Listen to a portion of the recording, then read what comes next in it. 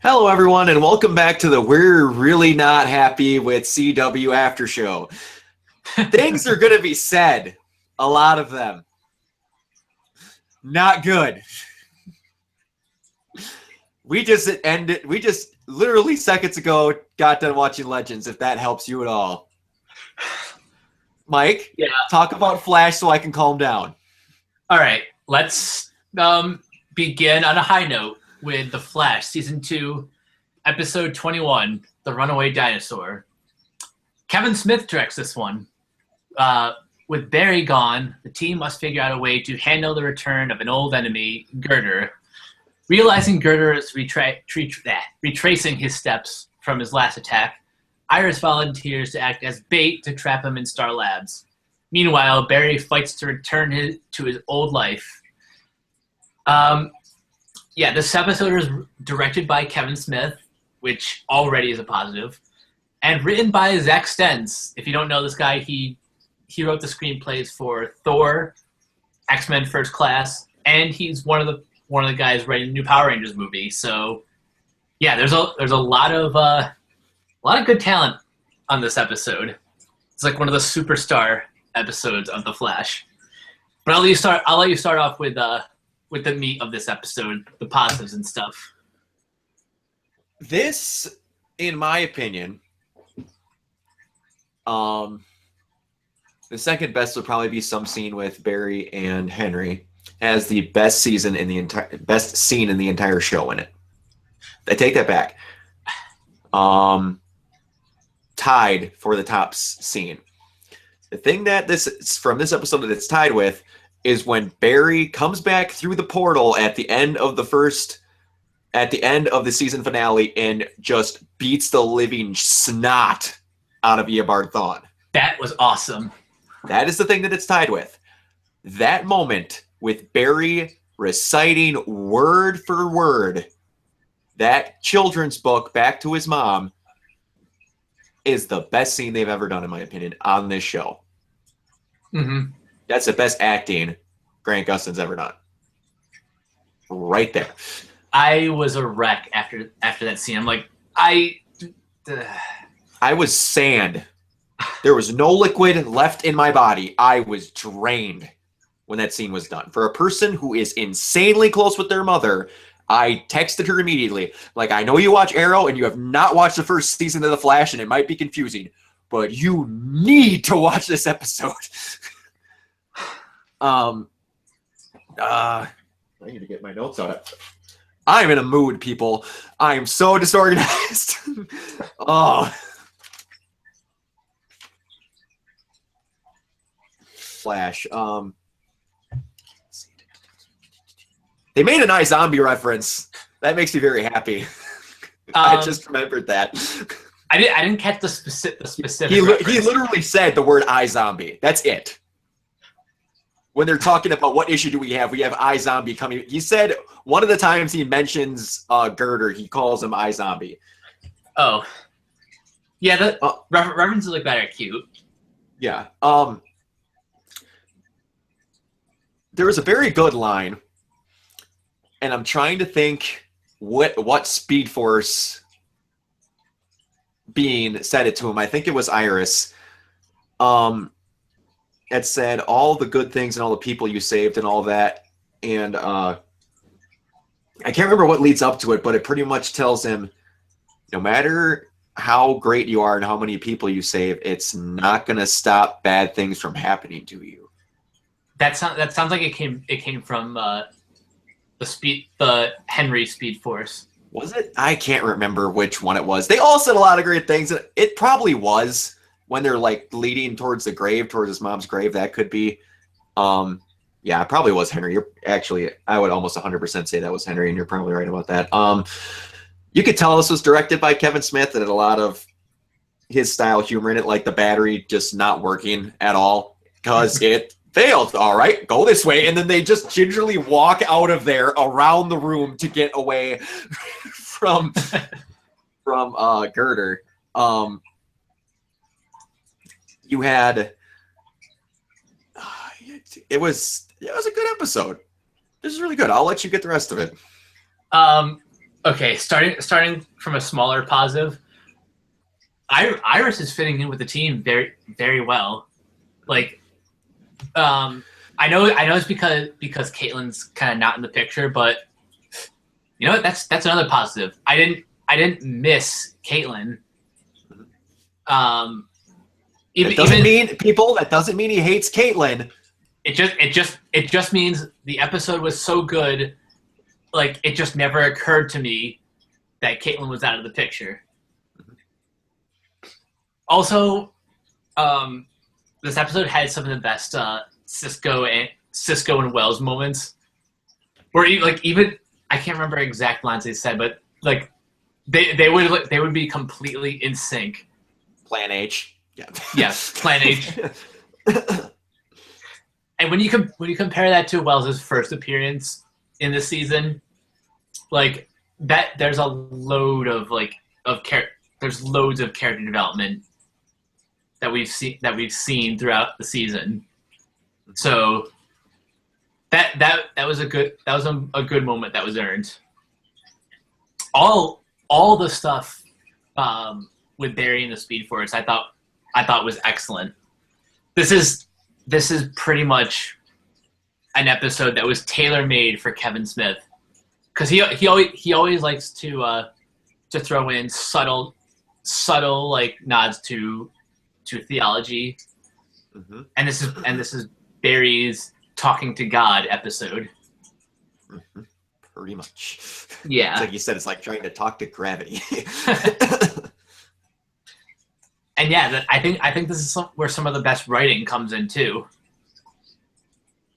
I've never really appreciated how great of a writer Zack Stentz is until this episode.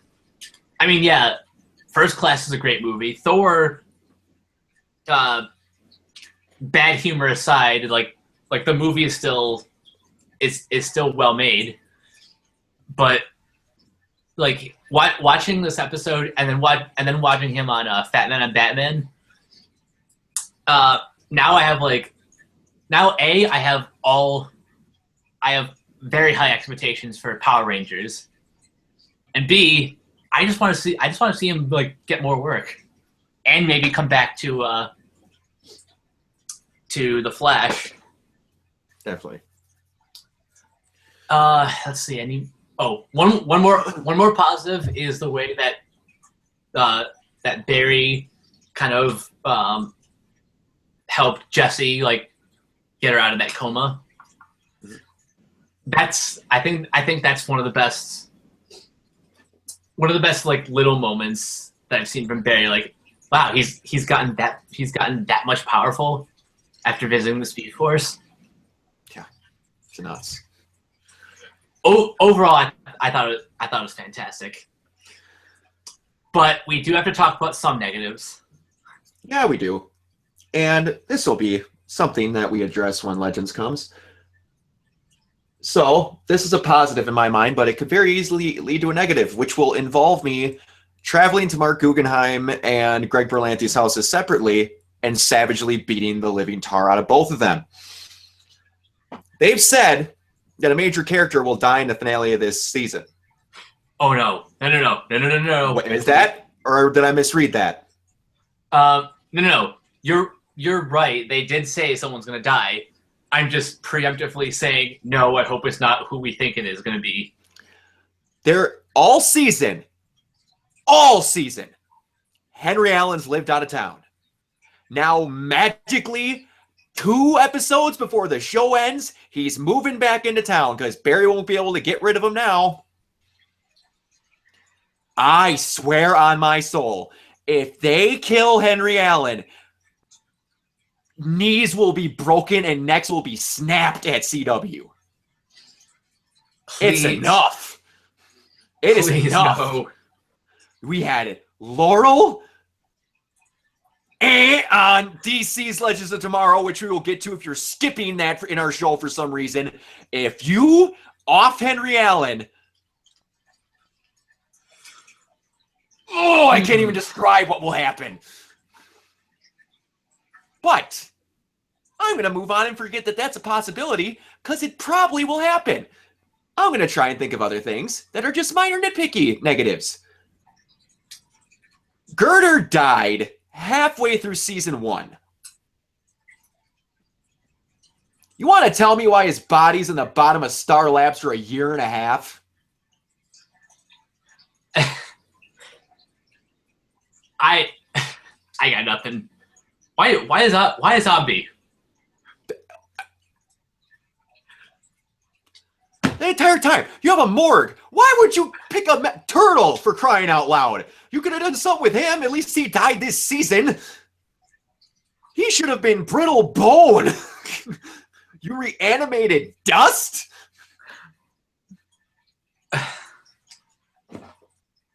He looked like he got killed 5 minutes ago. But that's a really nitpicky positive. One other negative that I have, going back to Henry, is it just me, or did they purposely bring up more than one different occasions where Henry Allen should have had a spotlight and then force-fed it into Iris? Someone needs to contact Barry to bring him back home. Henry Allen, his biological father. I should be the one to do this. No, no, no, no, no. Iris finally figured out that she likes Barry 20 minutes ago, so she's going to be the one that brings him home. Then, Barry zips through the portal, goes to hug his dad. Iris is right there, gets the first one to hug him, and he gets to hug Joe. Last I checked, Dad ranks a little bit higher for speaking through a mythological, mystical portal to get his son and be the first one to get to hug his child when he comes back. I know. Also, where was Henry when they go to visit his wife's grave? Yeah, wait a minute. That is a good point. Where the hell is he? And they've go ahead. Yeah, no, where the hell is he? And they also said that's the first time that Barry's ever visited the grave. He's going without his dad.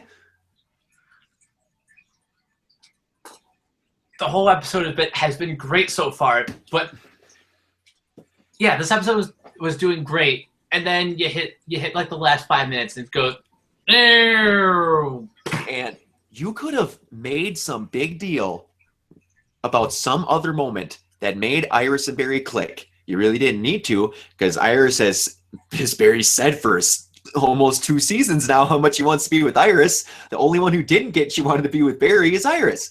So you didn't need to steal 3 really good moments from his dad before you more than likely kill him 2 episodes from now.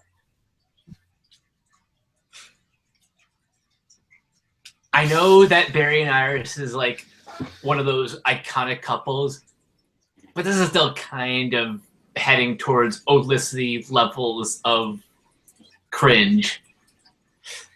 This is what, when I saw this is what I heard people describing Oliver and Felicity as. I never saw this.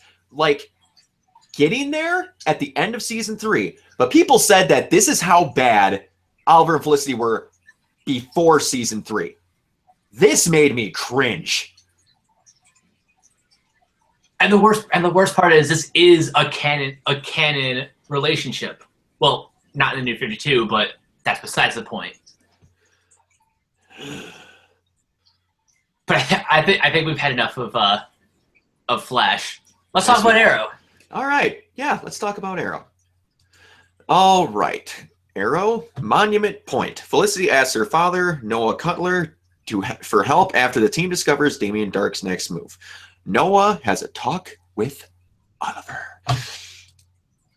Wow, they finally have one that didn't talk about the entire episode in one shot. All right. This was a really good episode. I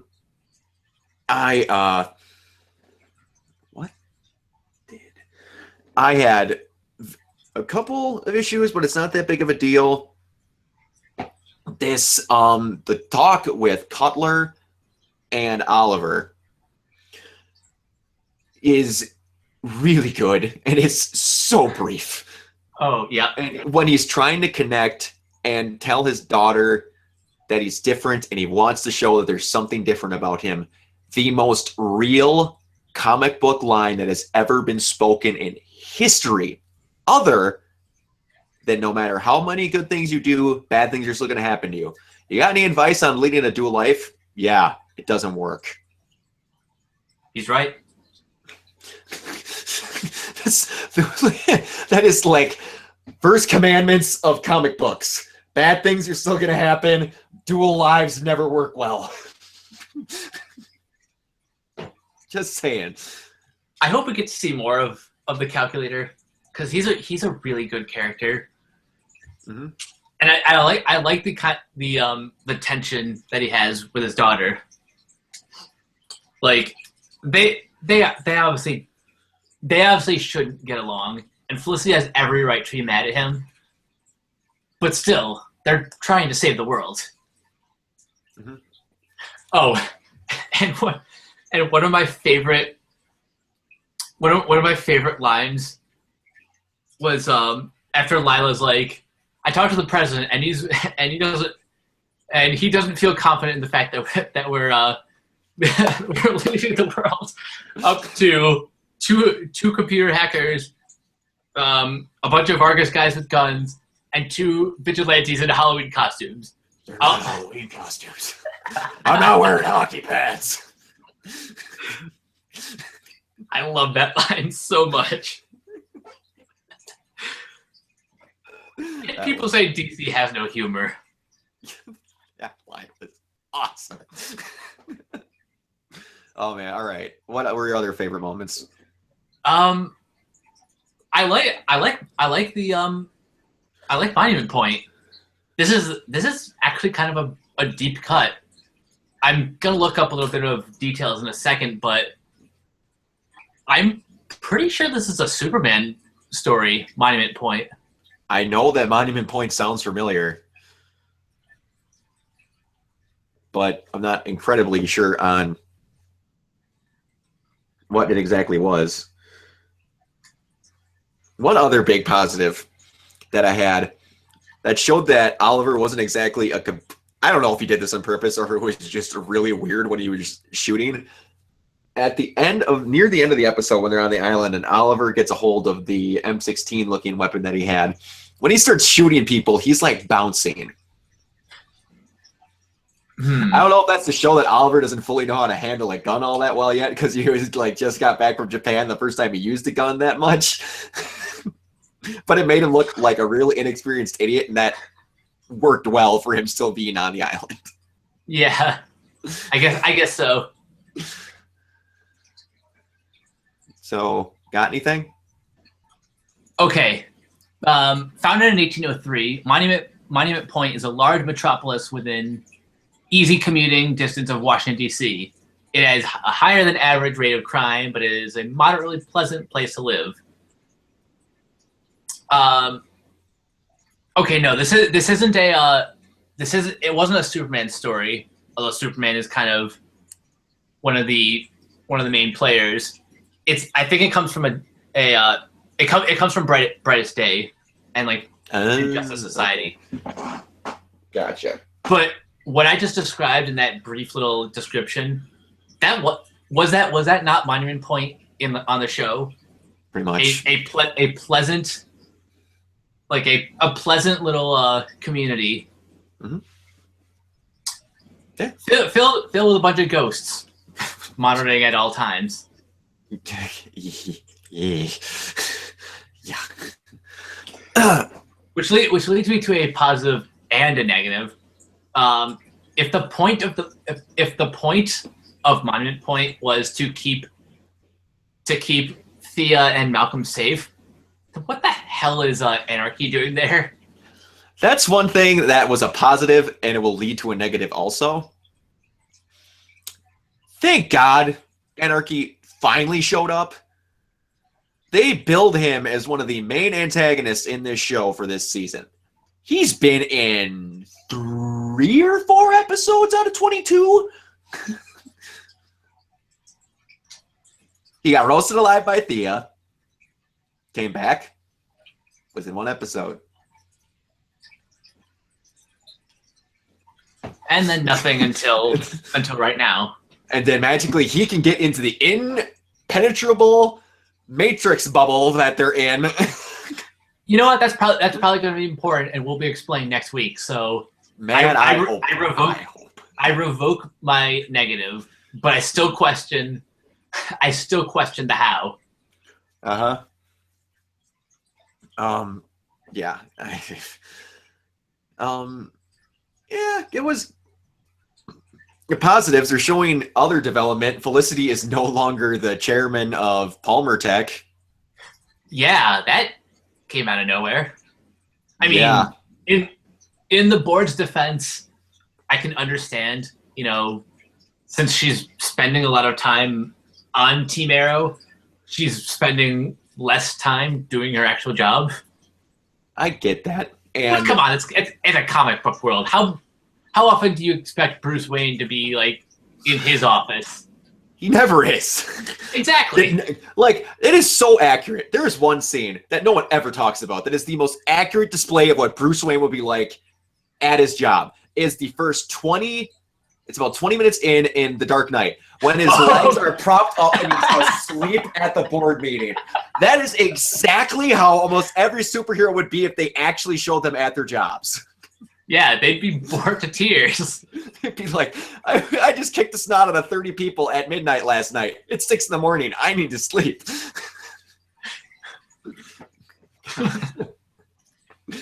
That scene never gets old.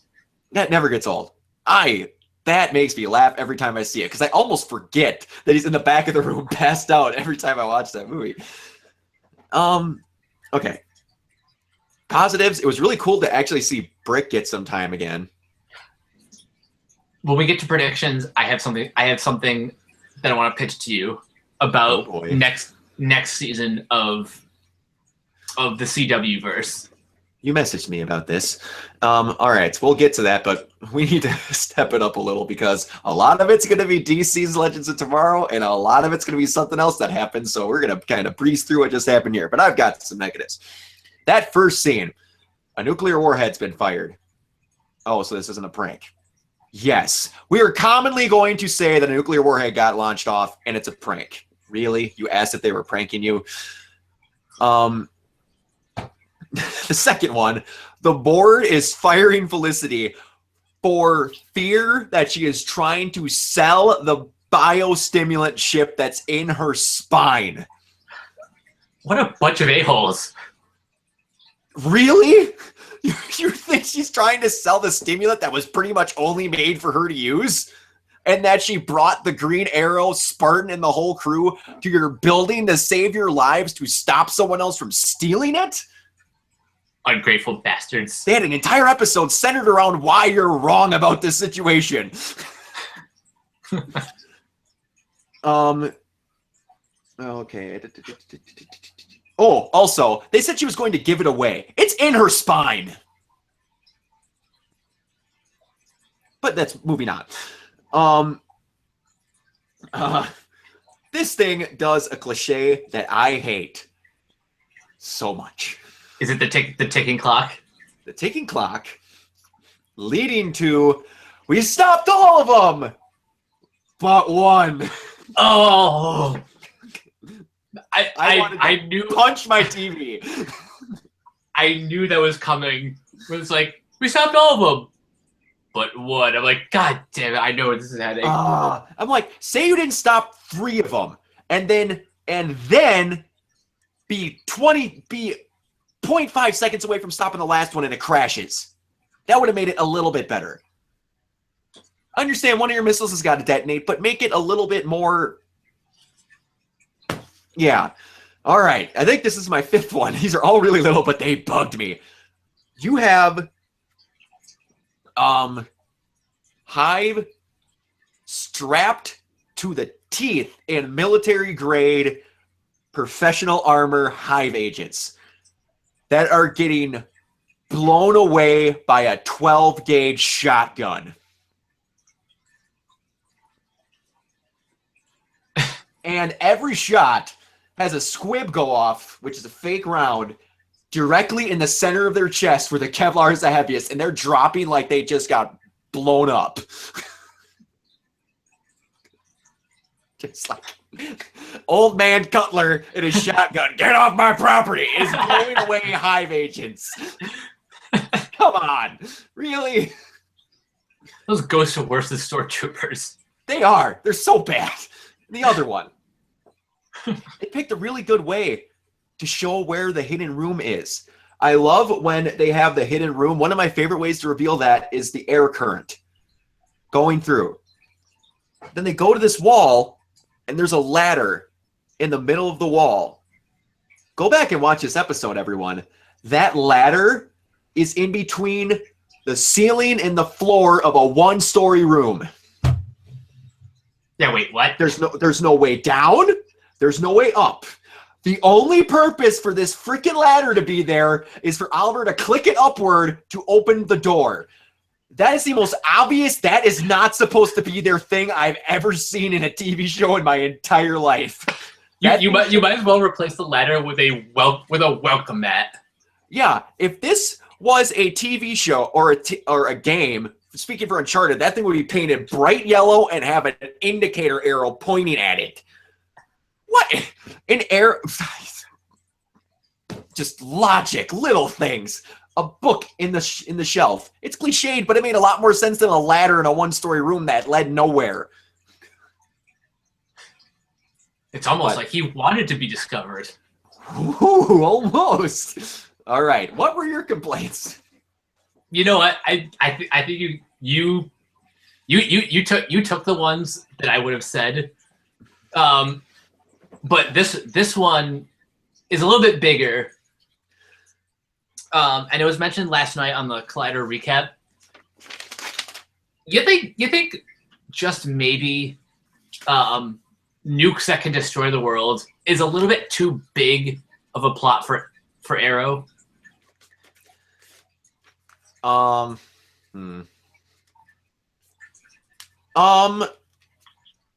a degree, yes, if it was just a bad guy who wanted to destroy a building.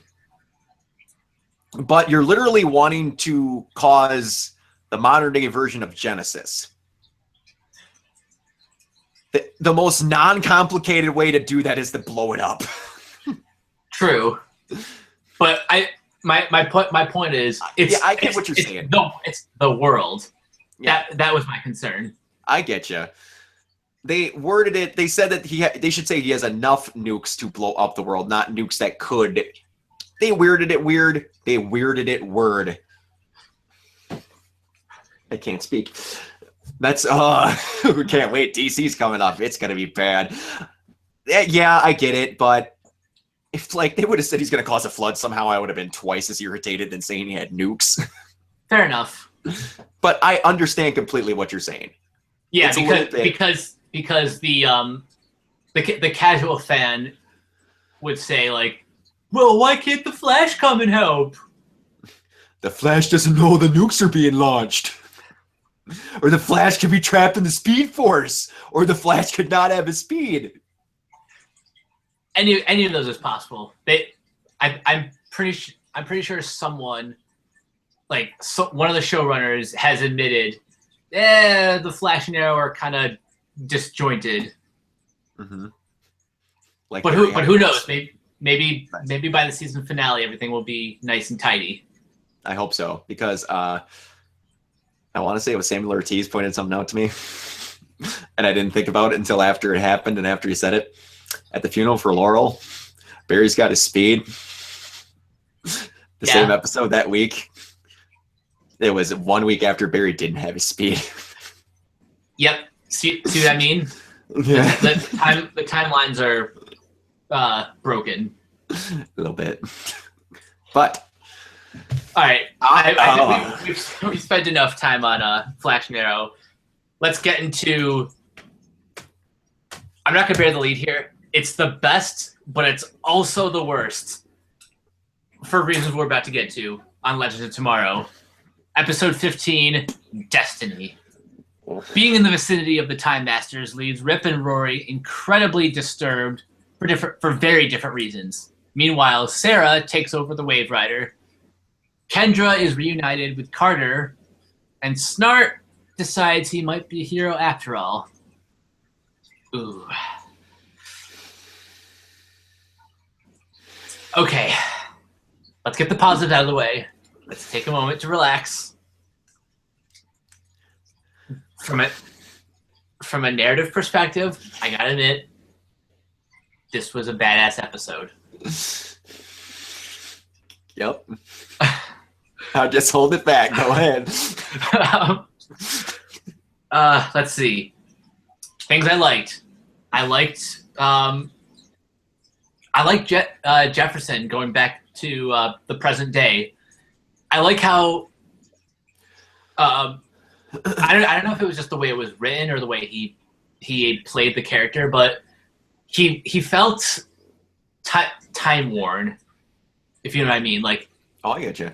Yeah, like he's obviously been through a lot with the team, so he's got a little bit more experience up his sleeves than the 2016 version of Stein, and it's cool kind of seeing, even though that was never the focus of the episode, the scenes they had together were kind of refreshing, since it's almost like they're switching places, where Stein is more the inexperienced and a little bit cocky, while Jefferson's become humbled in a way.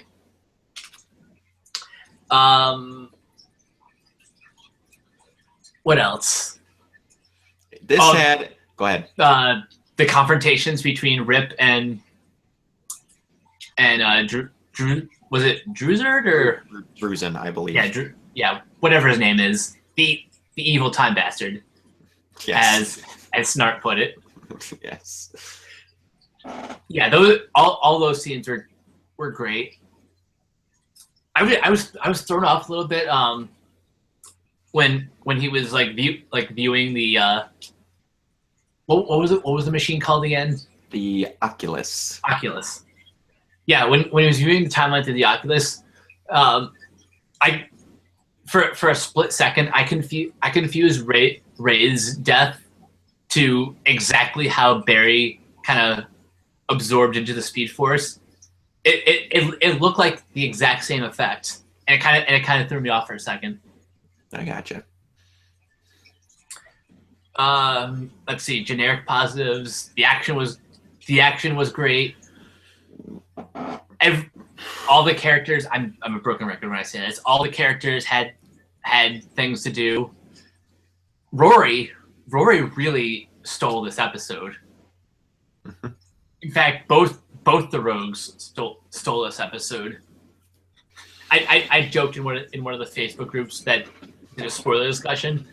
I said it's the only crime that like these two can actually get away with.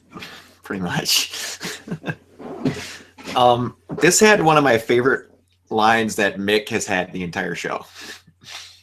When they're explaining that through the Oculus that the Time Masters are writing their entire lives, he smacks Ray and he's like, "Are you telling me that the Time Masters wanted me to do that?" See, Rory's best. Why would they want me dead? Have you heard the things that come out of your mouth? Yeah. Yes. The House on Haunted Hill remake-esque torture machine that they had to reanimate Rory was pretty good. Yeah, Rory was the standout of this. He was really good. That last little bit of Stein being so proud with Jefferson before he leaves, that was really great. I really appreciated that. Overall, it was good. Overall. Here we go. Let's rip off the Band-Aid. Why did you kill Snart? What? Who in your boardroom thought this was a good idea? You take one of the best characters who had some of the biggest, like, who had some of the absolute best lines in the entire series, got along with pretty much everyone, despite initially being Snart. And God, I don't even have words for this. But I'm gonna stay positive for one more second, because unlike Laurel's death, which was more sudden, this was at least okay. Snart's heroic sacrifice felt more like what I wanted if they had to kill someone on Arrow. Like, kill it. The way they killed off Laurel was so unsatisfying. However, the way Snart went out, he actually went out doing something good, doing something for the greater good. But still, man. Mm-hmm. Wait, it's way too soon for him to go. Unless they are next week, they are going back to 2016. Maybe we get to see him one last time. Who knows?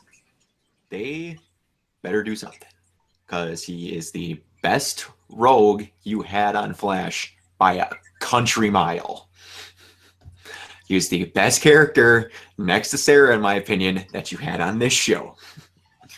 Everyone, when I talk about DC, talks about Leonard Snart on this show.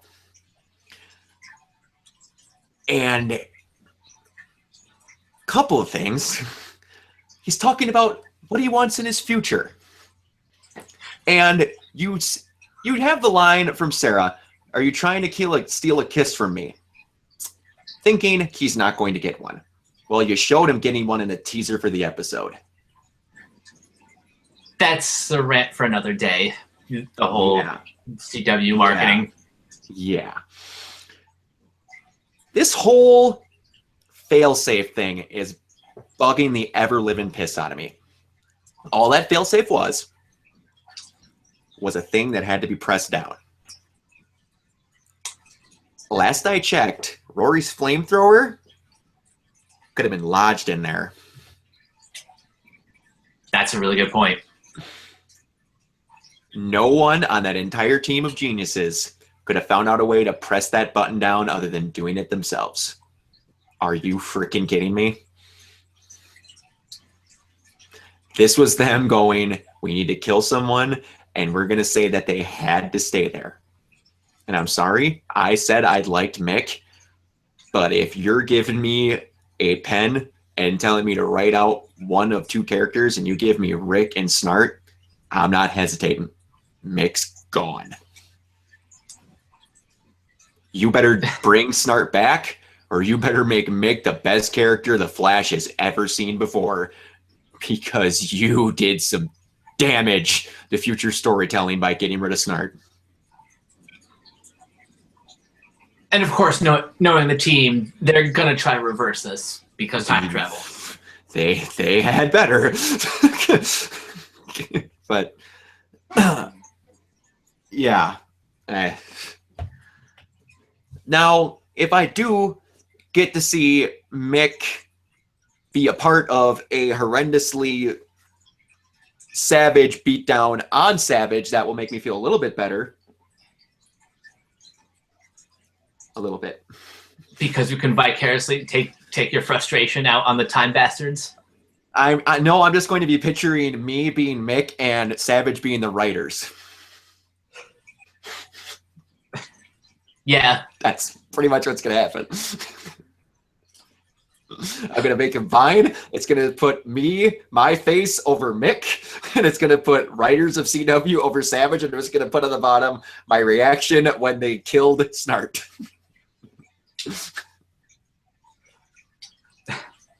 You know, speaking of the Time Masters, I wanted to say this again. If I haven't brought it up already, I think I hate them more than the Guardians of the Universe. Yeah, because they control time, and yet they would still choose a dictator over some other form of government or whatever.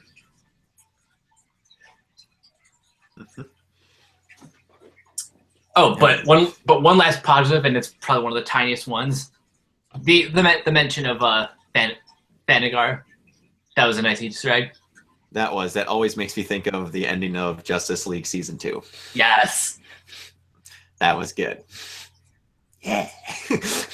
Now, we got some news to discuss. We do. Let's do the big one now. CW is inheriting a show, Mike. What are they inheriting? They're inheriting the girl from Krypton. Yeah, that's right. Supergirl season 2.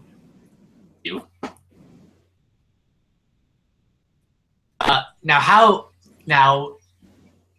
we're going to cover this, we won't disclose now. We'll keep you posted sometime in the future. But let's just say let's just say as a fan of the whole Berlantiverse that I'm excited. I still haven't seen all of Supergirl yet, but I'm planning on binging the series when I get the chance. But still, this is like, this news is about as big to me personally as Marvel's news when they signed the deal with Sony to share Spider-Man. Like it's that big of a news story. That's it. This brings back to me. You want to talk about, I'm happy this is happening. Because that one was kind of weird, and the little bit that I did see that I liked, and it also means now I'm going to be able to get to see that uber nerd from Supergirl talk with Cisco.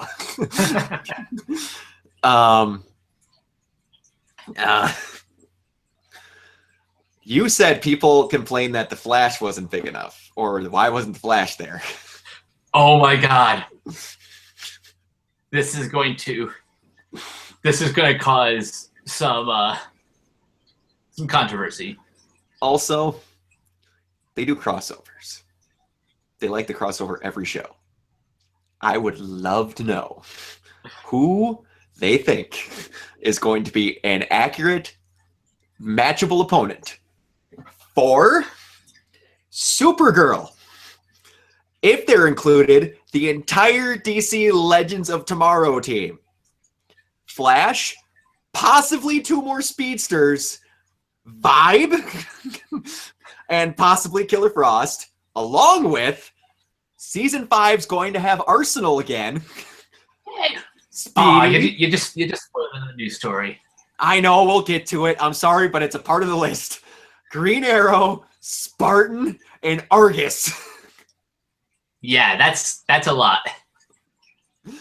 Who short of Darkseid are you getting on TV to deal with them? All of Thanagar? Actually, that's the only thing I'm thinking. No, seriously, why not? Supergirl already did like the Krypton and like Kryptonians invading the Earth. So also Martian Manhunter. You're having basically another Superman.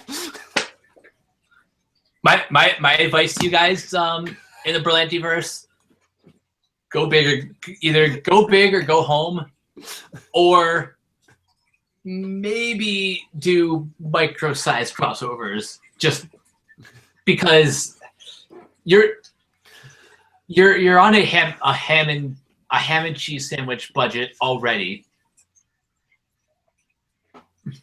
How are they going to cover? This is going to be. I cannot wait. It's going to be beautiful. I can't wait. No, what I can't wait for is when the snapshots of Supergirl on the CBS gets transposed next to the snapshots of Supergirl on the CW. Oh, yep. It's going to happen. Brace yourself. Oh, man. But all right. It's pretty much we're really excited. We don't have much else to say, but that's pretty big. Yeah, the other news I had was Arsenal is going to be back as, Arsenal's going to be back as Roy Harper. But yeah, Arsenal's going to be back. Colton Haynes will return for a few episodes. I don't really have the interview in front of me, so I don't really have the specifics. But yep, it's happening.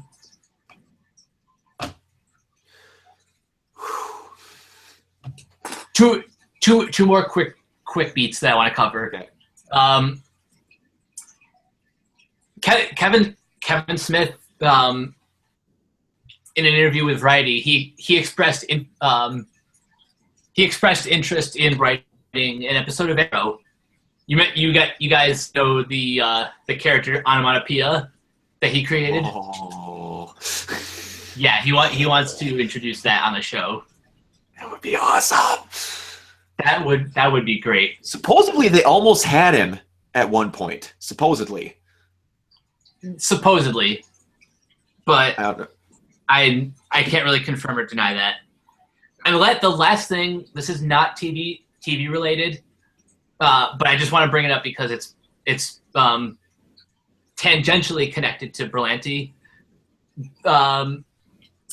He and Zach Stentz are working on a Booster Gold movie.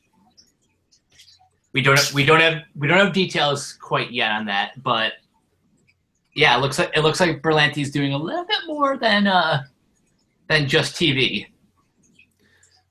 That this movie worries me. This is so out of nowhere. Yeah, I'm a touch concerned. And when everyone's like, no, it's not out of nowhere. There's been a rumor for forever. Yeah, there's also a rumor that every other single character is going to be. Have you read anything? Open up moviepilot.com and scroll. Just go ahead. There's a rumor for everything, so don't go, it's still... Where are they fitting this in? Beats me. I got nothing. Again, I'm only excited because it's Zach Stentz and I like his writing. Yeah. Mm-hmm. But this is gonna be put in that wait and see pile. Oh yeah. The second I hear they have a director and someone play. Also, another thing. If this movie is gonna come out, right. You think? I really don't know if Booster Gold's going to be on DC's Legends of Tomorrow in the last episode. That is a good point. Because I'm telling you, if Booster Gold shows up, I don't know how much work Greg Berlanti's doing on a Booster Gold movie. He hasn't shown up, but if he does, I don't know. And if it's not Booster Gold, I don't have a clue who it's going to be, because it ain't going to be Green Lantern, and it ain't going to be Booster Gold. It could be Blue Beetle. Could be Blue Beetle, but if you're making a Booster Gold movie, you tell me who else is going to be in that movie. Blue and Gold. Exactly. I want to end this episode on a positive note. Brandon Routh is coming back for Legends Season 2. Yes. Good. I like him. Got some positivity out of this. People, I get attached I really liked Leonard's art. I got emotional. I'm sorry if I ranted a little bit, but it's okay. You had to get it out there. I did. Pure Nikos got taken for me on Ruby. Laurel got taken for me on Arrow. It's looking like Henry's gonna get taken from me, and Snart got taken. These shows are just going, this person, this thing you like, no more. All right. They will take your heart and they will eat it in front of you. They've just got my heart sitting in a glass jar, and they're periodically taking a piece of it, chucking it in a blender, and hitting frappe. Oh boy.